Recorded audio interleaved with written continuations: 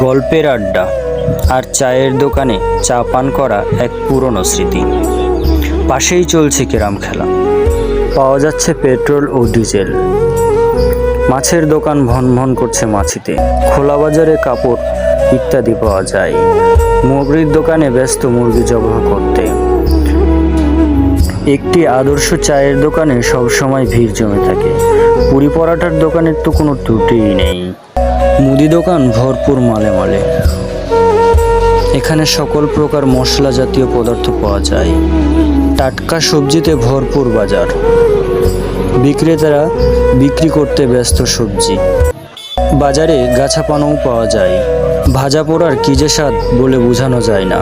পাশেই বসেছে cycle make. গুণীজনদের সমাবেশ মন জুড়িয়ে দেয়। এখানে নেট জাল, প্যারাশুট, প্লাস্টিক সহ গ্যাস সিলিন্ডারও পাওয়া যায়। এখানে সকল প্রকার পশুখাদ্য পাওয়া যায়। নাস্তার টেবিলের ভিড় আমাকে মুগ্ধ করে দেয়। ডাক্তার যেন ব্যস্ত চিকিৎসা দিতে। কনফেকশনারি দোকানের সাথে রয়েছে কিছু ইলেকট্রিক মালামাল। সব মিলিয়ে যেন আমাদের এই বাজারটা ভরপুর। আমি যেন দিশেহারা হয়ে যাই আমাদের এই বাজারের মনোমুগ্ধকর দৃশ্য দেখে। তাই সবাই